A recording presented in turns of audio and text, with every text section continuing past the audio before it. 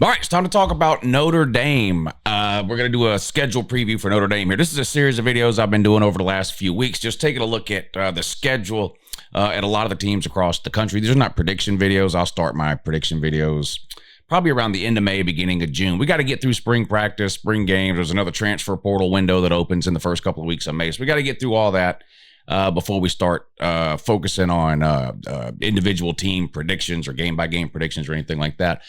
But part of what goes into doing a prediction for a team, I think, is understanding their schedule. Now, this doesn't apply specifically to Notre Dame as much as it does to some other teams in conferences where maybe the schedules are changing up and you're trying to figure out who's going to win a particular conference. That obviously doesn't apply to Notre Dame. They're an independent.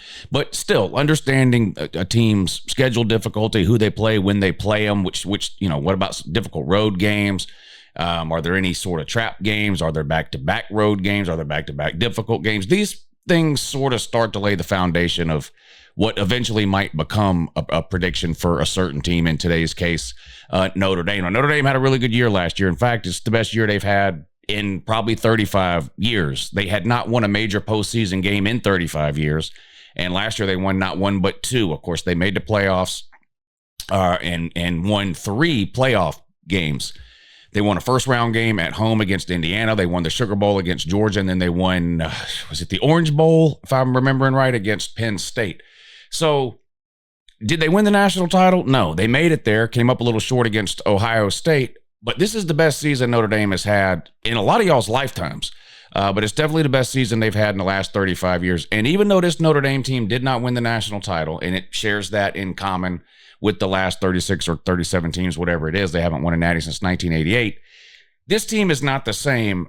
Last year's team was not the same as some previous Notre Dame teams that we saw make the playoffs, or in 2020, the ACC championship game, or several New Year's Six games where Notre Dame showed up and looked like they really didn't belong on the same field with their opponent. Notre Dame was clearly one of the best teams in the country last year, and they played like it, particularly down the stretch, the second half of the season and into the playoffs. They, of course, had that embarrassing loss in week 2 to Northern Illinois, and there's no real way to gloss that over. But making the playoffs and winning a couple of playoff games, if you're a Notre Dame fan, goes a long way in sort of maybe putting that loss behind you. Now, Notre Dame loses some key pieces, like every team in college football every single year. Notre Dame loses some key pieces off of last year's team. Some come back. We'll get more into that in the prediction video, but of course, quarterback Riley Leonard is gone. The tight end is gone. They lose one of their better defensive tackles, Riley Mills, Xavier Watts, who might have been the second best safety in all of college football. They lose a corner. They lose Jack Kaiser. So they lose some significant pieces.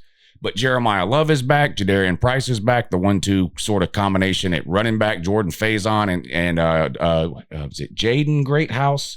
The 2 wide receivers are back. Now, they didn't have great years last year, sort of statistically or numbers wise, but just if you watch Notre Dame play, it's pretty apparent, at least to me, that the wide receivers Notre Dame is fielding now are more in line with the elite teams you're used to seeing in college football, as opposed to the Notre Dames we talked about a few minutes ago that sort of looked like they didn't belong on the same field with some of the more elite teams. They've the team speed has improved. The skill position has improved. Notre Dame was kind of a running team last year. And whatever you think about Riley Leonard was not going to drop back and throw the ball 35 times a game and pick a defense apart and that kind of thing. That's just not the quarterback Riley Leonard was. That's not to say he wasn't a great college quarterback. You look what he did last year for Notre Dame, particularly with his legs on some key third downs and some key moments in big games for Notre Dame.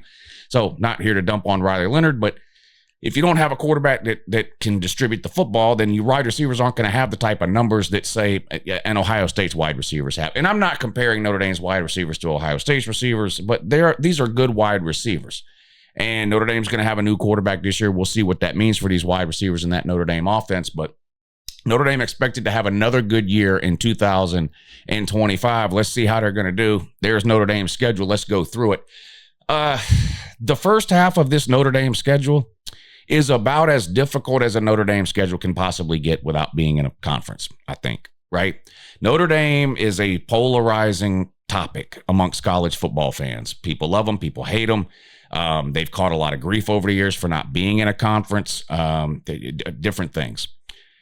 The schedule of Notre Dame is one of those things that comes up often.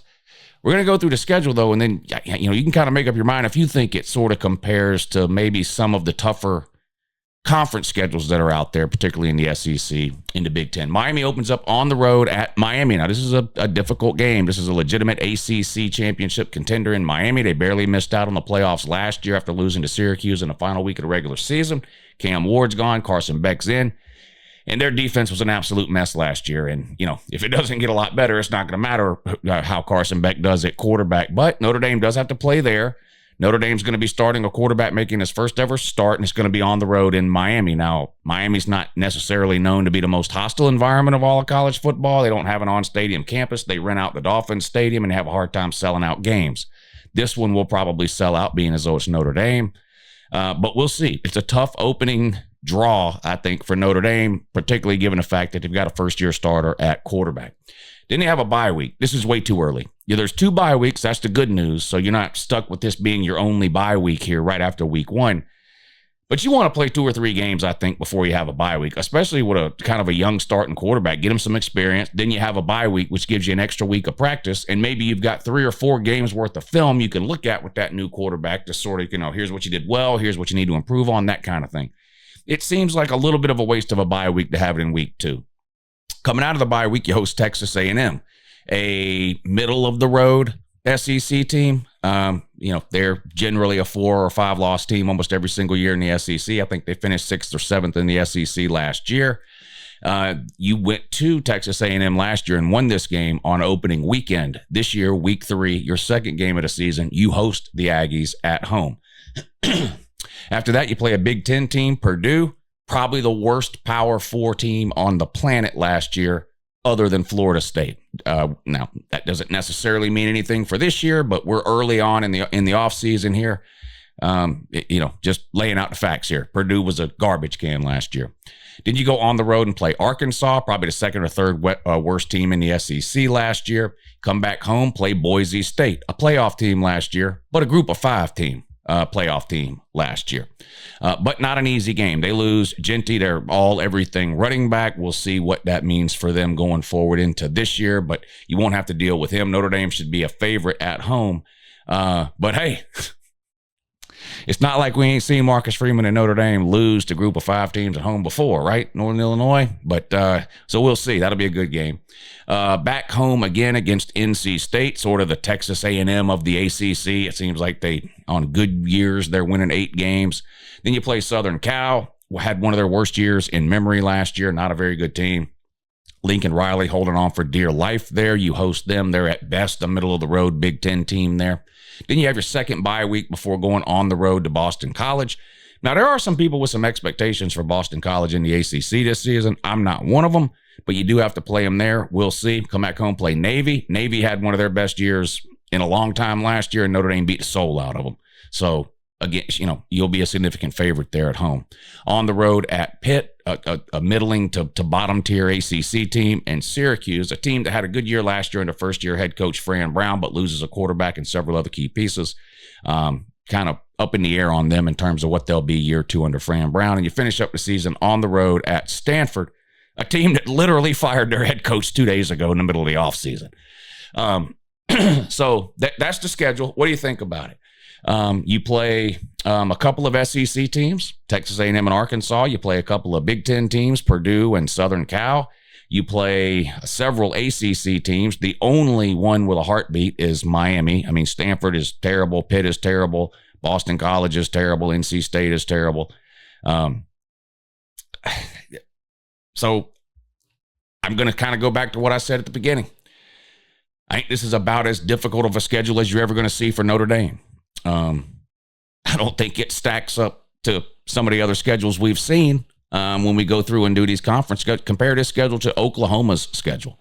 Compare this schedule to Wisconsin's schedule. Florida's schedule.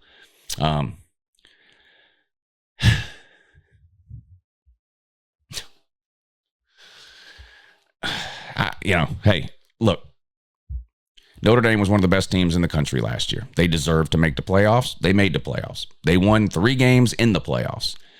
Probably the best team Notre Dame's fielded in 30-plus years. A really, really good team. Almost national title worthy. A really good team.